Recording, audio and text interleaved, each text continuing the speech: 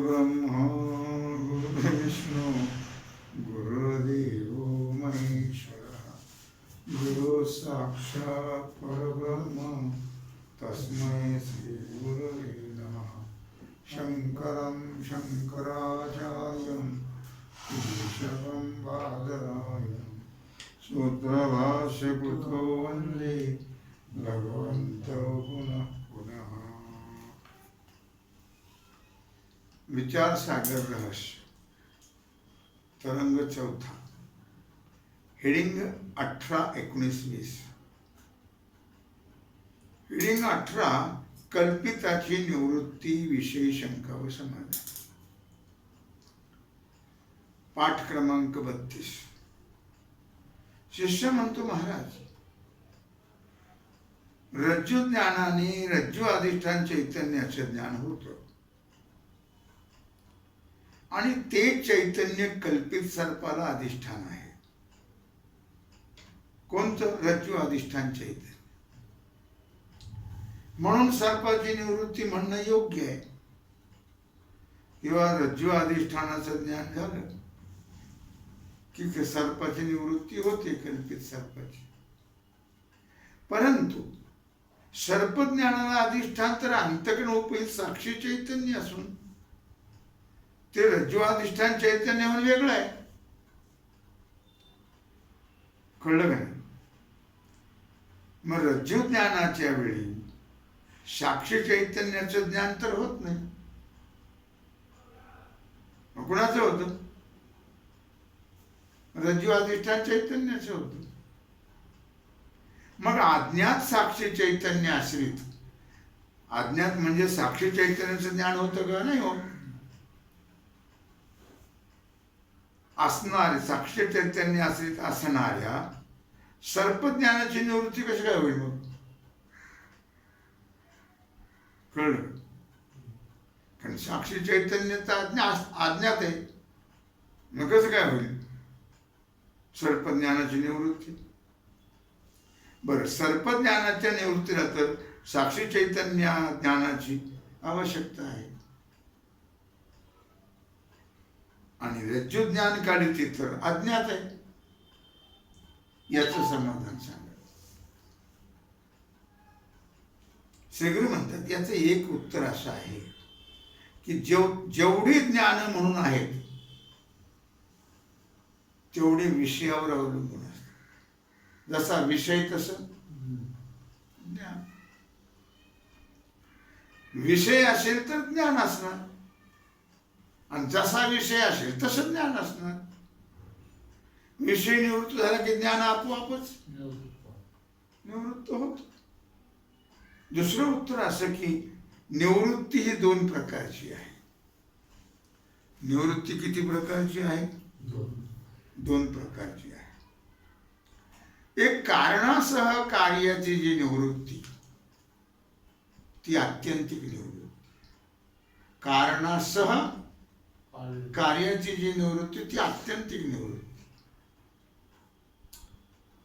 आणि कारणाच्या ठिकाणी कार्याची जी निवृत्ती ते लयरूप निवृत्ती। कळलं का? आत्यंतिक निवृत्ती पुन्हा उत्पत्तीच नाही करत, लयरूप निवृत्ती पुन्हा उत्पत्ती होते। ताडी केली की लयरूप निवृत्ती आहे, पुन्हा येतेच। तळ हातावर आत्यंतिक निवृत्ती आहे। याची यावत कल्पित वस्तूचं कारण, जेवढ्या काही कल्पित वस्तू जगामध्ये दिसतात जगासह, त्याचं अधिष्ठान चैतन्य ब्रह्मचैतन्य आश्रित अज्ञान आहे। कळलं नाही? का आम्हाला या सगळ्या वस्तू दिसतात कल्पित? तर आम्हाला ज्ञान नाही अधिष्ठान ब्रह्मचैतन्याचं। ब्रह्मचैतन्य कळलं, दोरी कळली की सर्प गेला। कळलं? दोरी कळली की सर्प गेला। दोरी म्हणजे रज्जू उपहित चैतन्य, ते त्याचं ज्ञान झालं की सर्प गेला। तसं सर्वाचं अधिष्ठान ब्रह्मचैतन्य आहे आणि त्या ब्रह्मचैतन्याच्या आश्रित जे अज्ञान आहे म्हणजे ब्रह्मचैतन्य न कळाल्यामुळे बाकी हे सर्व कल्पित वस्तू कळतात, दिसतात, आम्हाला भासतात. या कल्पित वस्तू ज्या आहेत सगळ्या त्याचं कारण अधिष्ठान चैतन्य ब्रह्मचैतन्याच्या आश्रित अज्ञान आहे. त्या अज्ञानामुळे या कल्पित वस्तू आपल्याला कळतात आणि त्या अज्ञानासहित कार्याची निवृत्ती, त्या अज्ञानासह त्या अज्ञानाचं जे कार्य आहे सगळ्या कल्पित वस्तू, कळलं? त्या अज्ञानासहित कार्याची निवृत्ती. मग त्या अज्ञानाचं कार्य सगळं कल्पित, त्याची निवृत्ती त्याच्या अधिष्ठान चैतन्य ज्ञानानेच होते. मग या सगळे दिसणारे जे जगत आहे अथवा जगातल्या ज्या कल्पित वस्तू आहेत जगतासह त्या कशामुळे दिसतात? अधिष्ठान ब्रह्मचैतन्य आश्रित अज्ञानामुळे दिसतात. आम्हाला ब्रह्मचैतन्य कळालं नाही म्हणून हे सगळं दिसतं बाकीच. मग अज्ञान गेलं, ब्रह्मचैतन्याचं ज्ञान झालं की अज्ञानही गेलं, अज्ञानाचं कार्य हे सगळं कल्पितही गेलं. कळलं का? त्याच्या अधिष्ठान ज्ञानानेच होते. कळलं? अज्ञानासहित कार्याची निवृत्ती त्या कार्याच्या अधिष्ठान ज्ञानानेच होते आणि कारणाच्या निवृत्ती वाचून फक्त कारणामध्ये कार्याची लयरूप निवृत्ती अधिष्ठान ज्ञाना वाचूनही होते. कारणाच्या निवृत्ती वाचून, कारण काय आहे? अज्ञान. अज्ञान कारण आहे का? मग ते कारणाच्या निवृत्ती वाचून फक्त कारणामध्ये कार्याची लयरूप निवृत्ती होते. अधिष्ठान ज्ञाना वाचूनही होते ती. त्याला अधिष्ठान ज्ञानाची गरज नाही, लयरूप निवृत्ती होते. ज्याप्रमाणे आता कशी होते त्याला उदाहरण देतो. झोपेमध्ये किंवा प्रलयामध्ये सर्व पदार्थांचा लय अज्ञानामध्ये अधिष्ठान ब्रह्मज्ञाना वाचून होतो. झोपेमध्ये सर्व कार्याचा लय होतो की नाही? कार्याचा लय झाला तरच झोप लागते, नाही तर होत लागत नाही. आणि प्रलय काळामध्ये सर्व पदार्थाचा लय अज्ञानामध्ये अधिष्ठान ब्रह्मज्ञाना वाचून होतो. कारण प्रलयामध्ये प्रलय माहिती आहे का? 4 युगाचा अंत जेव्हा होतो तेव्हा त्याला प्रलय म्हणतात, महाप्रलय. हे झोप रोजचा प्रलय, दैनंदिन प्रलय आहे. झोपून उठतो मनुष्य, झोपेतही प्रलय आहे, सगळ्याचा नाश आहे सगळ्याचा. का? जोपर्यंत मनुष्य झोप लागत नाही तोपर्यंत तो विचारत असतो आणि सगळा पदार्थ जे आहे त्याचा लय झाला की अज्ञानामध्ये की मग झोप लागते मनुष्य. त्याला कशाला ब्रह्मज्ञान पाहिजे? झोप लागायला तेव्हा आपण तुमचं हे शांत ना रे, मला झोप लागत नाही, टीव्ही बंद कर. तिथं काही ब्रह्मज्ञानाची गरज नाही.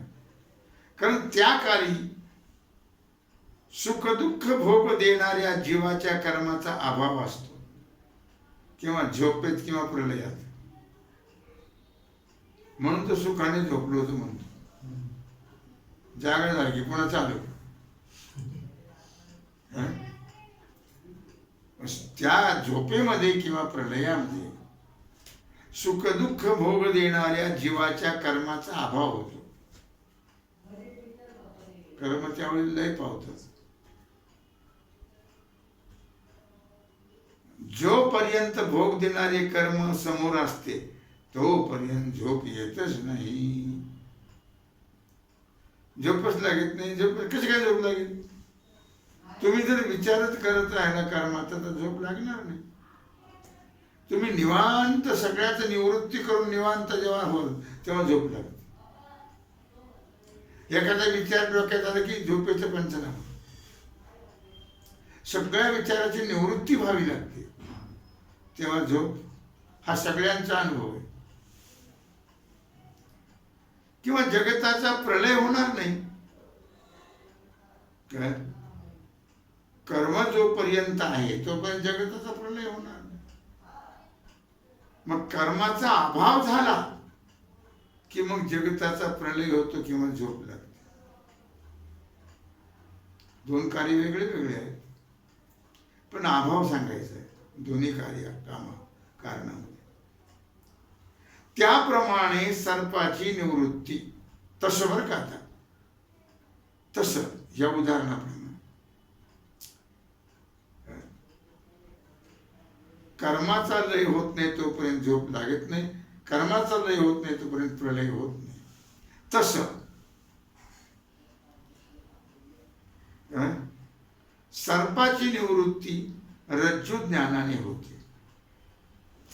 सर्पाची निवृत्ती कशाने होते? दोन्ही कळल्यावर होते. आणि सर्पज्ञानाचा विषय जो सर्प त्याचाच अभाव झाल्यामुळे कशाचा? सर्पाचा. आता सर्पच नाही. रज्जूचं ज्ञान झालं की नाही? सर्प गेला की नाही? मग आता त्याच्यामुळे सर्प ज्ञान राहील का? सर्पच गेला तर ज्ञान कशाला राहील?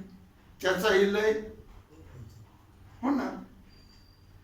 याप्रमाणे सर्पाच्या नाशामुळे सर्पज्ञानाचा नाश म्हणा किंवा सर्पाच्या अभावामुळे सर्प नसल्यामुळे सर्पज्ञानाचा अज्ञानामध्ये लय म्हणा. एकंदरीत सर्पाचा नाश किंवा लय सर्पज्ञानाच्या नाशाला किंवा लयाला कारण आहे. कळलं? एकंदर सर्पाचा नाश किंवा लय सर्पज्ञानाच्या नाशाला कारण आहे. दोरी कळली की सर्पही गेलं त्याचं ज्ञानही गेलं. आता सर्पाचा नाश हेडिंग 19 सर्पज्ञानाच्या नाशाला कारण नाही. सर्पाचा नाश सर्पज्ञानाच्या नाशाला कारण नाही. कारण दोन्हीचं अधिष्ठान वेगळं वेगळं आहे. सर्पाचं अधिष्ठान वेगळं, ज्ञानाचं वेगळं. शिष्य म्हणतो सर्पाचा नाश सर्पज्ञानाच्या नाशाला किंवा लयाला कारण आहे असं म्हटलं म्हणजे सर्पनाश हा ज्ञाना वाचून एक क्षण तरी पूर्वी मांडला पाहिजे. सर्पनाश ज्ञानाच्या अगोदर एक क्षणभर तरी मांडलं पाहिजे अगोदर. आणि जर सर्पनाश किंवा लय एक क्षण पूर्वी मांडला तर अनिर्वचनीय ख्याती सांगते वेळी काय म्हटलं? ज्ञेय म्हणजे विषय व ज्ञान. विषय आणि त्याचं ज्ञान याची युगपत म्हणजे एकाच क्षणी उत्पत्ती आणि एका क्षणी नाश सांगितला आहे अनिर्वचनीय ख्यातीमध्ये. एकाच क्षणी दोघांची उत्पत्ती आणि एकाच क्षणी नाश. युगपत म्हणजे एकाच क्षणी असं जे सांगितलं अनिर्वचनीय ख्यातीमध्ये त्याला विरोध येतो. मग तुम्ही काय म्हणता? आता सर्पाचं ज्ञान नाश झाला की ज्ञानाचा होत नाही. म्हणजे अनिर्वचनीय ख्यातीत काय सांगितलं? सर्पन त्याचं ज्ञान एकदाच उत्पन्न होतं आणि एकदाच नसतं. विचाराचा विरोध येतो मग काय. हे एक. आणि दुसरं, अधिष्ठान ज्ञानावाचून कल्पिताची निवृत्ती होत नाही. हा नियम अनिश्चित ठरतो, याचं समाधान सांगा. कळलं. हेडिंग 20.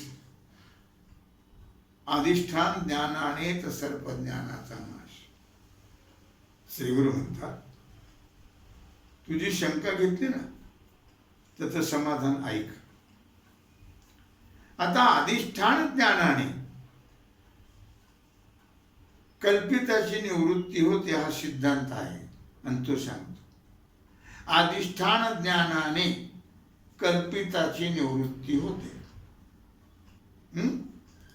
मूळ चैतन्य तर एकच आहे, त्यात केव्हाही भेद.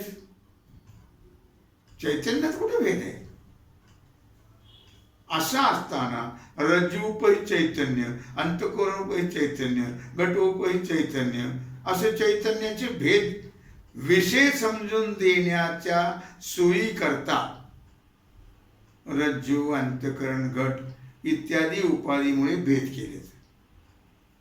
केवळ विषय समजून देण्याकरता हे भेद केले. चैतन्यामध्ये भेद नाही, चैतन्य एकच आहे. जगाचा अनेक अनंत वस्तू आहेत, या सगळ्याचं अधिष्ठान एक चैतन्यच आहे, एकच चैतन्य आहे. चैतन्य अनेक थोडेच असतात. वस्तू म्हणून भेद केलाय. मूळ चैतन्य स्वरूपात भेद नाही. आता ज्यावेळी रज्जूचं अंतःकरण वृत्तीने ज्ञान होतं, त्यावेळी रज्जू व अंतःकरण वृत्ती या चैतन्यात भेद दाखवणाऱ्या उपाधी एका ठिकाणी होतात. कळलं का? काय म्हटलं की ज्यावेळी रज्जूचं अंतःकरण वृत्तीनं ज्ञान होतं, अंतःकरण वृत्ती तिथपर्यंत जाते, त्याला त्या वस्तूला व्याप्तीन मग ज्ञान होत. त्यावेळी रज्जू व अंतःकरण वृत्ती या चैतन्यात भेद दाखवणाऱ्या उपाधी एका ठिकाणी येतात, तो अज्ञान होत. कारण रज्जूचं वेगळं ज्ञान आणि अंतःकरण वृत्तीचं वेगळं, अधिष्ठान दोन्हीचं वेगळं वेगळं आहे की नाही. म्हणजे रज्जू ज्ञानकाली ज्यावेळी दोन्हीचं ज्ञान होतो, त्यावेळी अंतःकरणाची वृत्ती रज्जू रूपच होते, तेव्हा ज्ञान होते. कळलं. रज्जूचं जेव्हा ज्ञान होतं तेव्हा अंतःकरणाची वृत्ती रज्जू रूप होते. कोण वृत्ती? दोन्ही उपाधी एकत्र झाल्यावर रज्जू आणि अंतःकरण वृत्ती. आता दोन्ही उपाधी एकत्र झाल्यानंतर त्यांचे अधिष्ठान चैतन्य मूळचं एकच आहे. मग ते उपाधीमुळे भेद मांडला होता, चैतन्य तर एकच आहे. म्हणून रज्जू ज्ञानकाली जे रज्जू उपहित चैतन्य तेच अंतःकरण उपहित चैतन्य का वेगळं आहे काय. तेच अंतःकरण उपहित चैतन्य साक्षी चैतन्य असून तेही ज्ञात आहे, तेही ज्ञात आहेच, अज्ञात कुठे. याकरिता रज्जू ज्ञानाने सर्प व त्याचं ज्ञान निवृत्त होते असं म्हणण्यास कोणतीच हरकत. याकरता रज्जू ज्ञानाने सर्प व त्याचं ज्ञान निवृत्त होते असं म्हणायला काय हरकत आहे. हे सिद्ध झालं. त्याने शंका घेतली होती की विषयाच्या ज्ञानाने दोन्ही कसे काय नष्ट होते. मग अंतःकरण त्याची विषय देशापर्यंत जाणारी वृत्ती व वृत्तीमध्ये असणाऱ्या चैतन्याचा आभास. कारण वृत्ती एकटी जात नाही, चिदाभासासह जाते. या सर्वांचं प्रकाशन करणारा जो चैतन्य मात्र, त्याला शास्त्रात साक्षी असं म्हणतात. याचं प्रकाशन कोण करतो? साक्षी. कळलं ना? प्रातिभाषिक सत्तेचं, प्रातिभाषिक सत्ता ही साक्षी चैतन्याची. तो प्रातिभाषिक वस्तूचं ज्ञान करून देतो, प्रकाशन करतो. कोण? साक्षी चैतन्य. आणि तो नित्य प्रकाशित म्हणजे ज्ञानरूपच असतो. साक्षी हा ज्ञानरूपच आहे ना. याचं विवेचन पंचदशी ग्रंथ कुटस्थ दीपामध्ये विद्यारण्य स्वामीने खूप सुंदर केलेलं आहे. कळलं? ते असं कसं केलंय लक्षात येतं ना. तर अंतःकरणामध्ये आत्म्याचं म्हणजे साक्षीचं प्रतिबिंब होतं की नाही? अंतःकरणामध्ये आत्म्याचं, आत्मा साक्षी एकच म्हणजे साक्षीचं प्रतिबिंब होतं. त्यालाच आभास म्हटलं. त्या प्रतिबिंब चिदाभास कशाला म्हटलंय? चैतन्याचा आभास. हे आत्मा आनंद रूप कसा आहे याचं उत्तर सांगते वेळी या तरंगाच्या आरंभीत सांगितले 70 पानावर. कळलं? आत्मा आनंदरूप कसा आहे याचं उत्तर सांगते वेळी या तरंगाच्या आरंभी 70 पानावर हे सांगितलेलं आहे. या आभासासहित अंतःकरणास प्रमाता म्हणतात. या आभासासहित अंतःकरणाला काय नाव आहे? प्रमाता. प्रमाता म्हणजे काय? जीव. प्रमाता म्हणजेच जीव. आणि त्या आभासासहित अंतःकरणाची वृत्ती, त्या आभासासहित अंतःकरणाची वृत्ती इंद्रियाच्या द्वारे बाहेर निघून घटादी विषयापर्यंत जाते. बरोबर आहे? नेत्रेंद्रिय द्वारा ती अंतःकरणाची वृत्ती घटादी विषयापर्यंत जाते. आणि त्या अंतःकरण वृत्तीला प्रमाण असं म्हणतात. त्या अंतःकरण वृत्तीलाच काय म्हणतात? प्रमाण. ज्याच्याद्वारे वस्तू कळते त्याला प्रमाण म्हणतात. आणि वस्तू ज्याच्यामुळे ज्याला कळते तो प्रमाता. ज्याला कळते तो प्रमाता. कोणाला कळते? प्रमात्याला. कसे कळते? इंद्रियाच्या द्वारा. प्रमाण इंद्रिय आहेत ना. मग त्या प्रमाणाने घटादी पदार्थाचं ज्ञान होत. कळलं का? इंद्रियाने म्हणजे नेत्रेंद्रियाने घटादी पदार्थाचं ज्ञान होतं. आणि त्या घटादी विषयास प्रमेय म्हणतात. कळलं? आभासासहित अंतःकरणाला प्रमाता म्हणतात.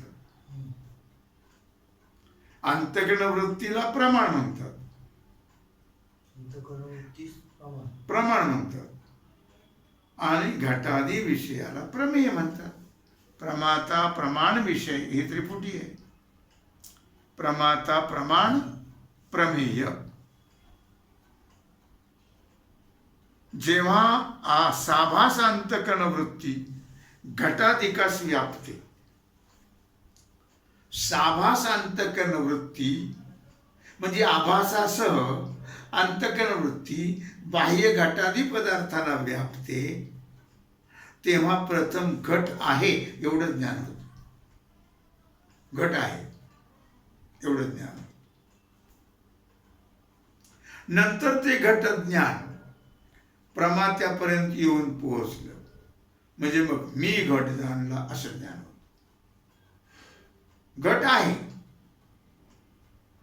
आणि असं जे ज्ञान होतं ते प्रमात्यापर्यंत येऊन पोहोचलं म्हणजे मी घट जाणला असं ज्ञान होतं. अहम घटम जानामि या वाक्यात मी शब्दाचा अर्थ ज्ञाता, पहा त्रिपुटी आता पुन्हा बदलली. ज्ञाता, अगोदर प्रमाता म्हटलं, आता ज्ञाता. घट ज्ञेय, घट विषय की नाही, ज्ञेय काय, आणि त्याचं ज्ञान, घटाचं ज्ञान. ज्ञाता, ज्ञान आणि ज्ञेय ही आहे त्रिपुटी. कळलं का? हे तिन्ही जाणतात, जाणली जातात. ज्ञेय म्हणजे आपण ज्याला विषय म्हणतो ना, प्रमेय म्हटलं का नाही, प्रमेय त्याला तिथं ज्ञेय म्हणतात. आणि प्रमाता म्हटलं का नाही त्याला ज्ञाता म्हणतात. आणि प्रमाण म्हटलं का नाही त्याला ज्ञान म्हणतात. ज्ञाता, ज्ञान, ज्ञेय. कळलं? आणि त्याचं ज्ञान या त्रिपुटीचे प्रकाशन होते. ज्ञाता, ज्ञान, ज्ञेय या त्रिपुटीचं प्रकाशन होते. म्हणजे ज्ञाता, ज्ञान व ज्ञेय हे तिन्ही जाणली जातात. कशी जाणली जातात त्याला उदाहरण. कशी जाणली जातात त्याला उदाहरण. कंदिलाला काच असते.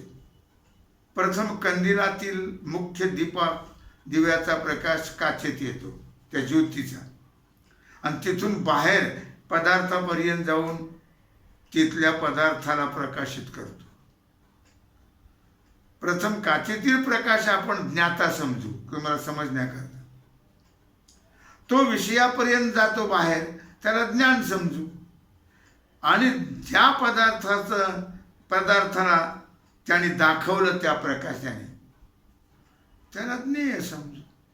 ज्ञाता, ज्ञान आणि ज्ञेय यामध्ये प्रकाशनाचा व्यवहार होतो. ज्ञाता, ज्ञान आणि ज्ञेय. तेव्हा काचेच्या आतील मूळचा दिवा प्रकाशितच मानला पाहिजे. तो मालवला तर पुढचा व्यवहार होईल का? नाही होणार.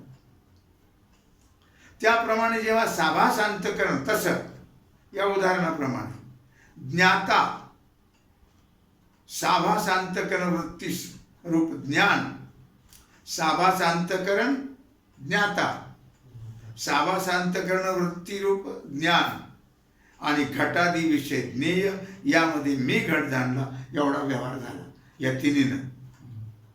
अहम घटम जानामि. तेव्हा साक्षी प्रकाशित म्हटला पाहिजे.